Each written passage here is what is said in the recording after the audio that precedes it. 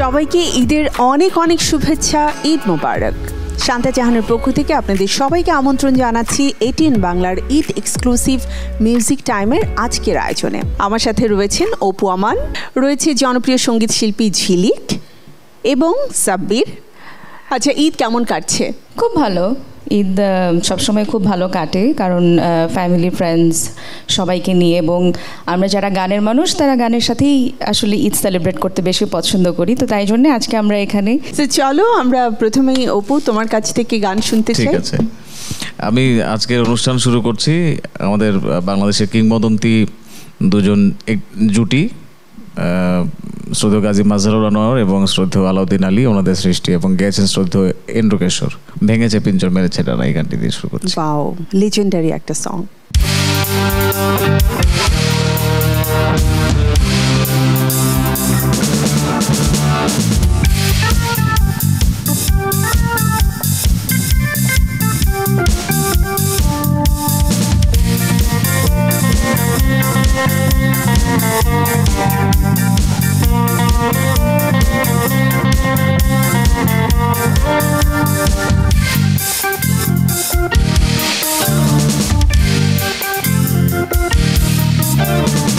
ভেঙেছে পিঞ্জর মেলেছে ডানা, উড়েছে পাখি কত চেনা, তীরেরই ঠিকানা পাবে কিনা পাখিটা নিজেই জানে না, তীরেরই ঠিকানা পাবে কিনা পাখিটা নিজেই জানে না।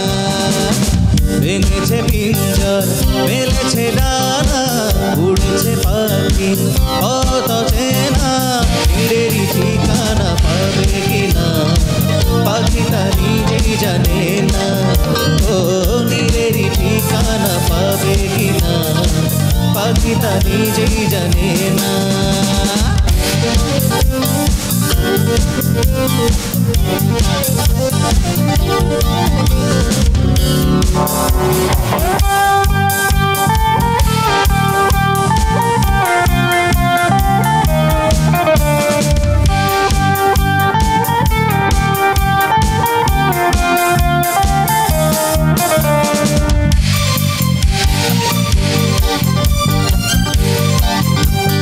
কেউ তা মনে রাখে না,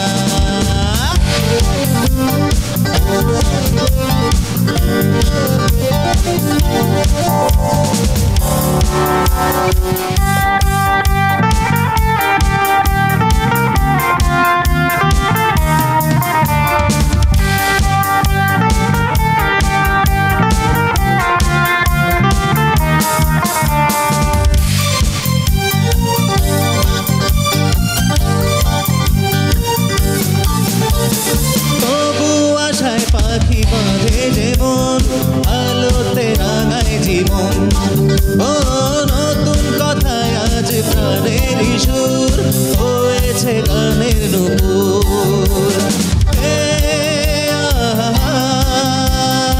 যেটুকু হয়েছে জানা শোনা হারিয়ে যেতে দেব না, ও যেটুকু হয়েছে জানা শোনা হারিয়ে যেতে দেব না।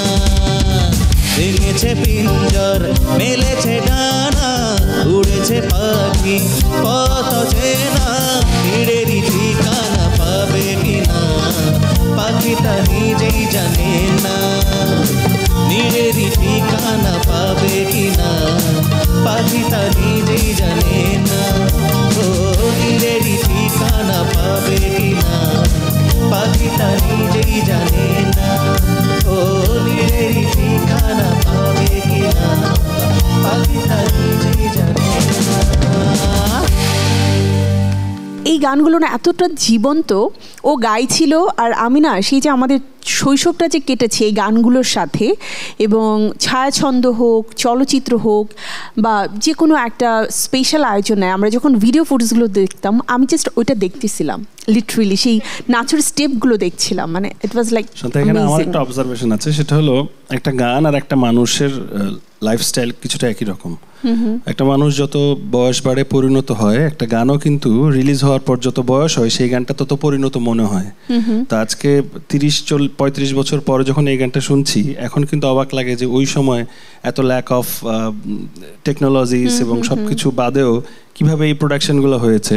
সো এটা আজ থেকে আরো 50 বছর পর আরো অবাকের জায়গায় চলে যাবে যে কি হয়েছে। সো আমাদের এখনকার যে গানগুলো আমরা করছি সেটাও আমরাও আশা করছি যে 100 বছর পর তখনকার জেনারেশন ভাববে যে এই গানগুলো কিভাবে হয়েছে। এভাবেই কিন্তু আসলে জেনারেশন, আর আমরা যেহেতু গাইছি, সো এইভাবে গান যদি একজনের মুখের থেকে আরেকজনের মুখে না যায় তাহলে সেই গান কিন্তু কখনো যুগ অতিক্রম করতে পারে না। এবং এই যে এই ধরনের অনুষ্ঠানগুলো যারা আয়োজন করেন, বিশেষ করে আজকে টেনের কথা বলবো, যিনি প্রডিউসার মহোদয় আছেন তার কথা বলবো, তাদের এই উদ্যোগের কারণেই আমাদের গানগুলো বারবার করে গাওয়ার সুযোগ হয়। পৃষ্ঠপোষকতা যারা করছেন তাদের কথাও বলতে হবে। সো ডেফিনেটলি, সো গান নিয়ে তো কথা হবে, আর ঈদের সময়টাতে গান শুনতে খুব ভালো লাগে। এবারে আমরা ঝিলিকের কাছে যেতে চাই। ঝিলিক কোন গানটা শুনবো?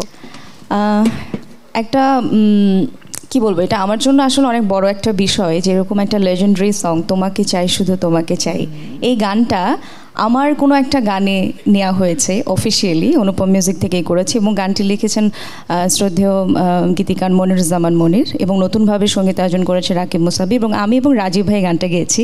সো এটা আসলে আমাদের জন্য মানে আছে না, যে গানটা শুনতে শুনতে বড় হয়েছি, সে গানটা আমারই কোনো নতুন গানের সাথে আসলে মানে যুক্ত করা হয়েছে। এটা আমার জন্য অনেক বড় একটা বিষয়। তো সেই গানটা আমি ভীষণ ভালোবাসি, তো সেই গানটা আমি তোমাকে আজকে গিয়ে শোনাচ্ছি। প্লিজ।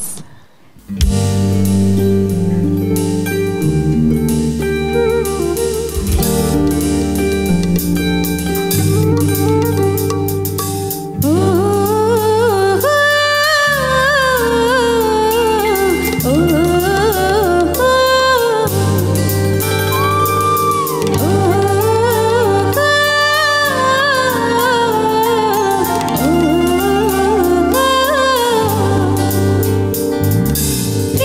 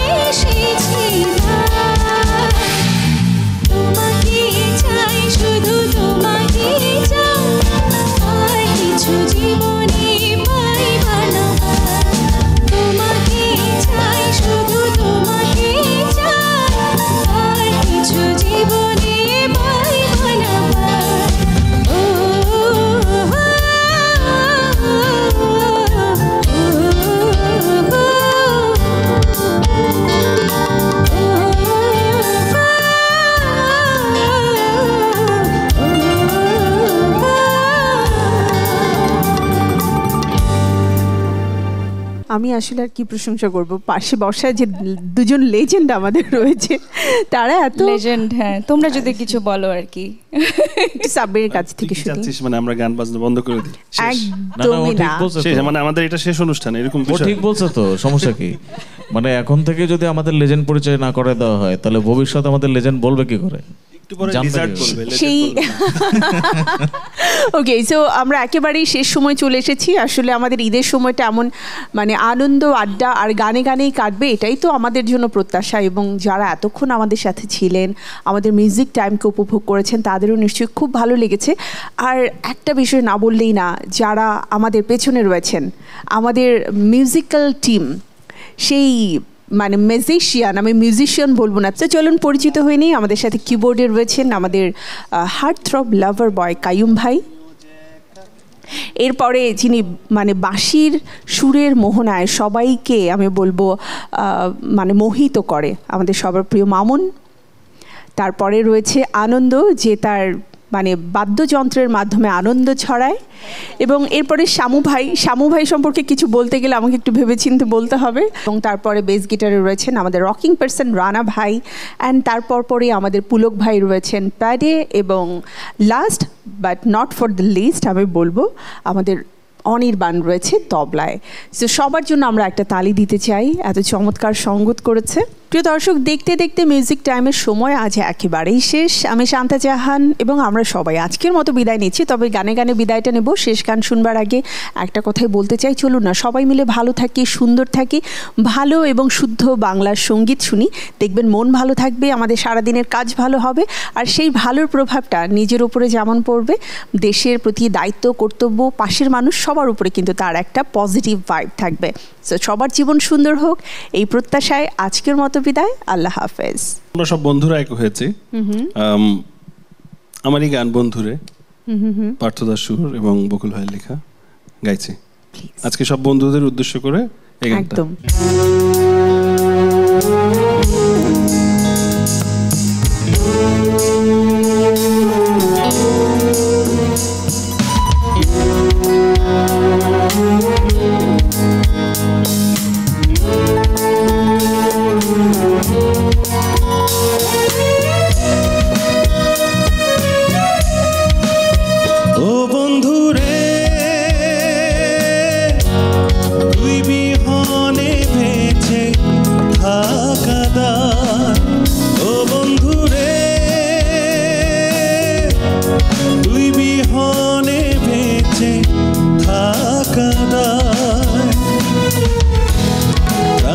চাবি তোরই কাছে আছে কি উপায়, ও প্রাণের চাবি তোরই কাছে আছে কি উপায়।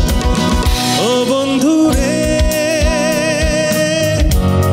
তুই বিহনে বেঁচে থাকা দায়।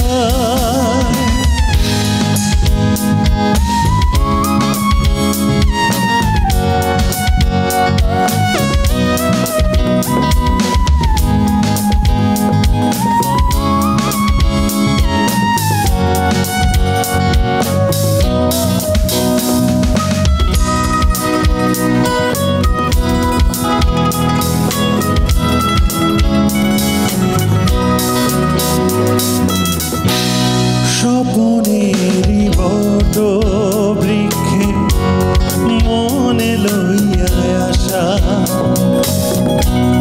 পীড়িতেরই খড়কুটাতে বানসি দুইজন বাসা। ও স্বপনেরই বট বৃক্ষে মনে লইয়া আসা, পীড়িতেরই খড়কুটাতে বানসি দুইজন বাসা। ভয়ের মধ্যে থাকি যখন ঝড় বইয়া যা, ও বন্ধু রে, তুই বিহনে বেঁচে থাকা দায়। ও বন্ধু রে, তুই বিহনে